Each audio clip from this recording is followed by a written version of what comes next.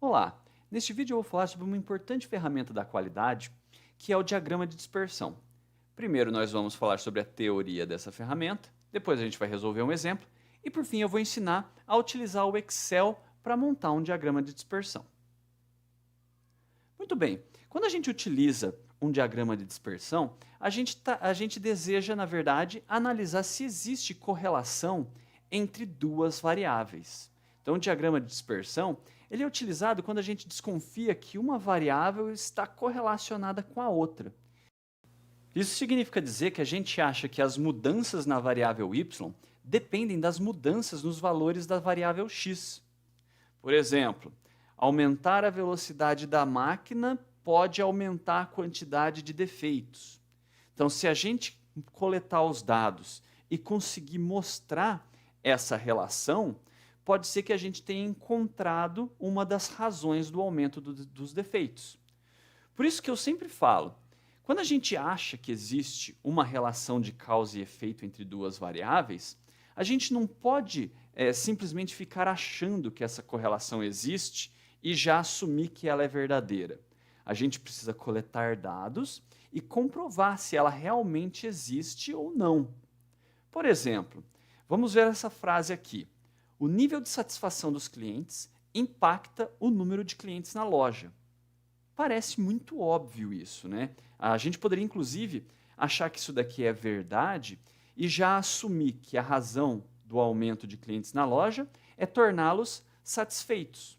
Mas e se depois eu descobrir que a satisfação dos clientes não impacta em nada no número de clientes na loja, e sim era o preço dos produtos que aumentava o número de clientes na loja? Então eu teria gasto recursos e tempo tentando melhorar uma variável que não aumenta o número de clientes.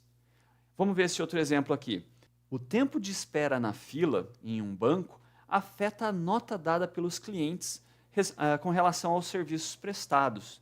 Então a gente vê que esses exemplos, eles não são afirmações já concretas que a gente tem certeza que elas são verdadeiras. A gente precisa coletar dados e analisar para tomar uma decisão final se essa relação realmente existe.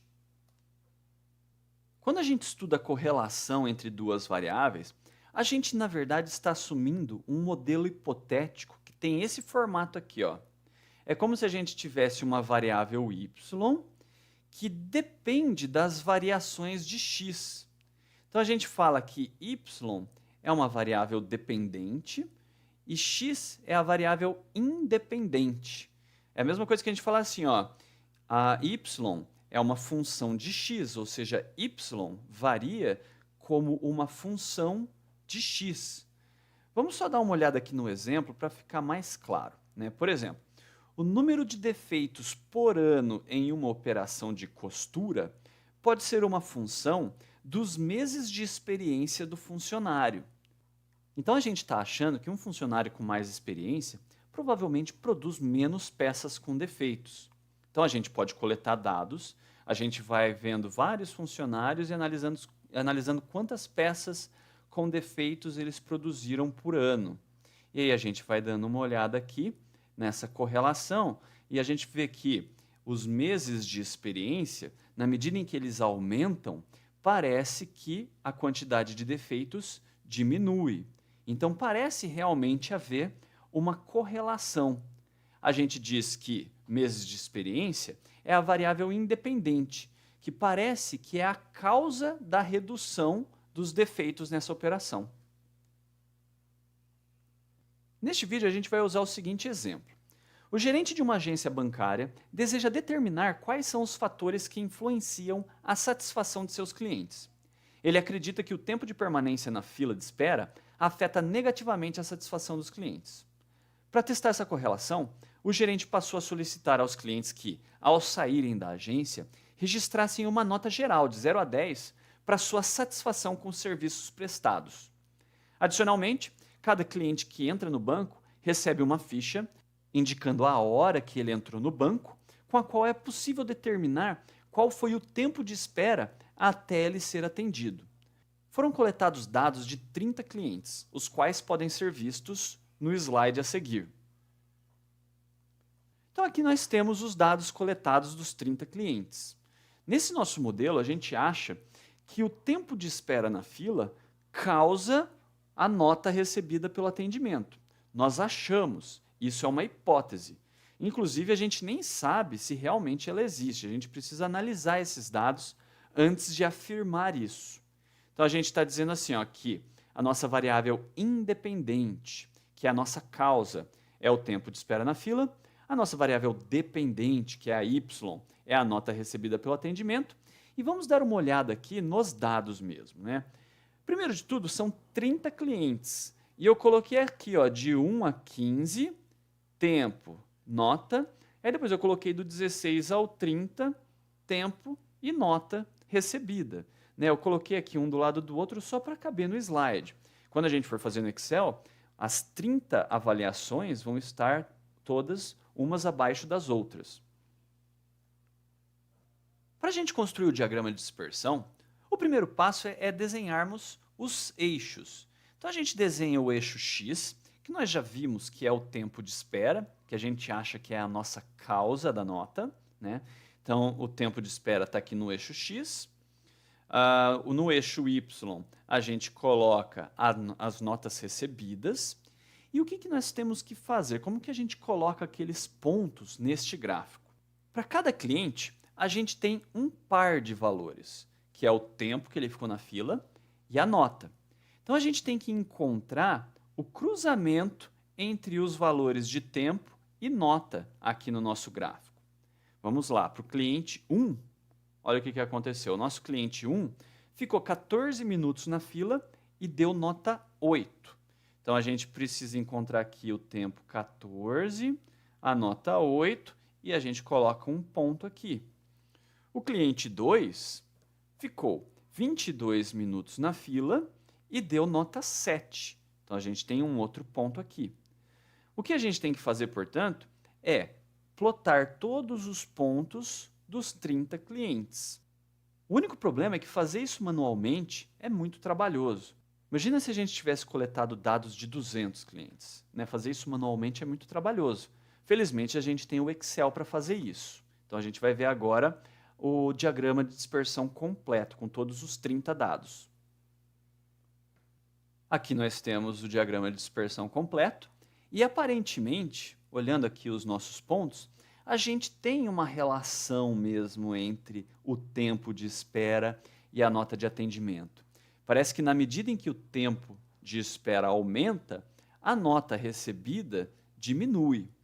Por exemplo, aqui, para tempos entre 0 e 10 minutos, as notas parecem ser bem maiores do que as notas recebidas quando o cliente espera entre 25 e 35 minutos. Então, realmente parece que existe uma correlação.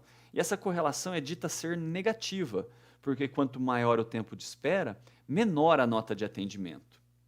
Uma coisa interessante que pode acontecer quando vocês estiverem construindo diagramas de dispersão é se depararem com outliers, que são os pontos fora da curva. Então vamos dar uma olhada aqui no nosso diagrama. Vocês estão vendo aqui que parece ter um outlier aqui no nosso diagrama de dispersão. O que é esse outlier? É um cliente que se comporta de maneira inesperada. Olha só, ele esperou um tempão na fila e deu nota 10 pelo atendimento.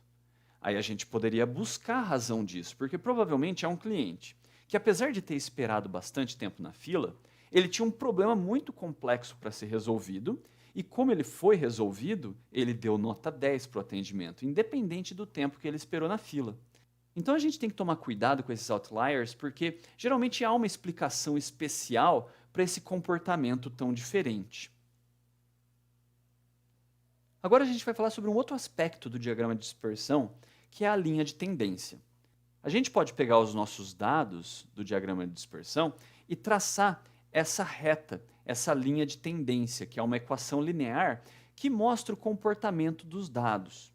Esse modelo, na verdade, é um modelo matemático que é obtido por meio da regressão linear. Ele tem esse formato aqui, y igual a bx mais a. A gente pode ver aqui, ó, que o Excel pode ser utilizado para obter essa equação que representa os dados. Vamos dar só uma olhada aqui em um detalhe, tá? Esse coeficiente A é a interseção. No nosso exemplo, a interseção é 8,9422. E esse B, que no nosso exemplo é menos 0,1138, é chamado de inclinação. Esse modelo aqui pode ser utilizado para fazer previsões de notas, dado um tempo de espera de algum cliente ou de um conjunto de clientes. Outra coisa interessante aqui é esse R ao quadrado, que é o coeficiente de determinação. Ele é uma medida de quão distante os pontos estão da reta de regressão. Se os pontos estiverem muito distantes, esse R ao quadrado vai dar próximo de zero. Se os pontos estivessem perfeitamente distribuídos sobre a linha de regressão, esse R ao quadrado daria 1. Tá? Daqui a pouquinho a gente vai falar mais sobre ele. Antes, vamos falar um pouquinho mais sobre a linha de tendência. No nosso exemplo, a equação da regressão era essa daqui. E a gente pode utilizar essa equação para encontrar valores de notas dado algum tempo de permanência na fila. Por exemplo, vamos supor que eu queira saber o valor esperado da nota se um cliente ficar 15 minutos na fila. O tempo na fila é o nosso x. Então a gente pega x igual a 15 e coloca na equação e a gente descobre que para clientes que ficam 15 minutos na fila, a nota esperada é 7,24.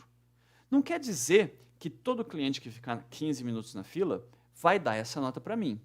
Alguns clientes que ficarem 15 minutos vão dar notas maiores, outros vão dar notas menores, mas, na média, o valor esperado é 7,24, se eu considerar vários clientes. Agora vamos falar mais um pouquinho sobre o R ao quadrado. Como eu já disse, é um valor que varia entre 0 e 1, sendo que 1 é quando os pontos estão perfeitamente em cima da reta de regressão. Quando a gente analisa esse R ao quadrado, é comum a gente pensar que existe um valor mínimo para que o nosso modelo seja aceitável. Na verdade, pessoal, isso é um erro comum que as pessoas cometem em achar que o R ao quadrado tem que ser alto para o nosso modelo ser válido. Na verdade, não existe um valor mínimo para o R ao quadrado para que o nosso modelo seja aceitável. Isso não existe. O R ao quadrado só significa que, se ele for muito baixo, essa nossa previsão aqui está sujeita a uma alta variabilidade. Porque, apesar de eu ter essa previsão de 7,24, eu sei que cada cliente individualmente vai dar uma nota maior ou menor do que essa, bastante dispersa. Se o R ao quadrado fosse próximo de 1, significa que essa previsão aqui seria uma boa estimativa da média e as notas individuais de cada cliente não estariam muito distantes dessa média. É isso que o R ao quadrado significa. Bom, agora a gente vai para o Excel para resolver esse mesmo exemplo. Então aqui nós temos os dados dos 30 clientes. Né? Então a gente tem aqui os clientes, o tempo e a nota. E a gente vê que são os 30 valores, uns embaixo dos outros. Primeiro, nós vamos fazer o diagrama de dispersão. Para isso, é muito simples. A gente só precisa selecionar essa coluna e a coluna do lado. Só tome cuidado para selecionar sempre primeiro a coluna da variável x, porque o Excel vai assumir que a primeira coluna que você selecionou é a coluna do eixo x. Agora a gente vem em inserir, né, aqui em cima, e vai ter essa opção aqui de gráfico de dispersão. Dentre todas essas opções, a gente vai pegar essa primeira aqui, que é o de dispersão básico. Colocando ele aqui, a gente tem essa primeira versão do gráfico. Eu vou tirar esse título, aumentar o gráfico aqui, para ficar mais fácil de enxergar. Agora a gente vai fazer só alguns ajustes. Primeiro eu vou colocar o título dos eixos. Né, eu clico aqui nesse mais e clico em título dos eixos.